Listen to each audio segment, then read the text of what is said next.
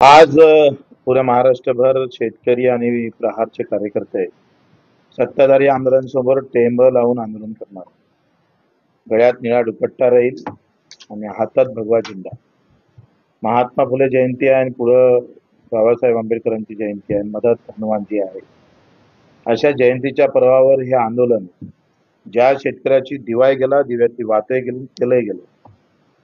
सरकारच्या दप्तरी आणि बजेटमध्ये सरकारजवळ 30-40 हजार कोटी सुद्धा खर्च आले नाही असं सांगून बाहेर निघण्याचा जो प्रयत्न करत आहे, प्रभू रामचंद्राची शपथ घेऊन आमच्या देवेंद्रजींना मूर्तीच्या पुढले सांगितलं होतं का 7-12 कोरा कोरा कोरा असं म्हणत घोषणा केली होती आणि मतं घेतले होते. तो 7-12 कोरा करण्यासाठी हे आंदोलन आम्ही करतो आहे.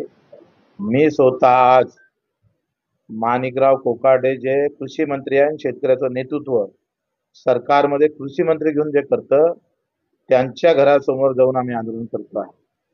दिवसा त्यांना शेतकरी दिसतच नाही, पण किमान हा रात्री आम्ही पाहतो हा कार्यकर्ता या शेतकऱ्याच्या व्यथा माणिकराव कोकाटेच्या घरासमोर जाऊन मी स्वतः आणि बाकी महाराष्ट्रात सगळीकडे आंदोलन होईल. सरकारनं जर हे मानलं नाही तर आंदोलन अधिक आम्ही पाहतोय धडाकेबाज समोर केलं जाईल. प्रत्येक 15 दिवसानं, 20 दिवसानं, महिन्याभरानं आंदोलनाची शुल्क चालू राहील.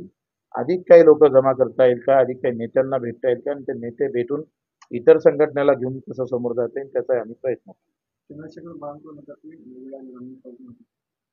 बावनकुळेंचं सरकारमध्ये काय चालतं काय नाही हे त्यांना माहित नसतं.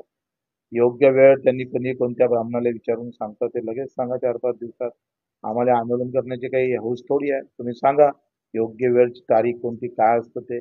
अशा भूलथापा देणं बंद करा. आणि तुम्ही प्रभू रामचंद्राचे भक्त आहे, आदर्श राजाचे भक्त आहात.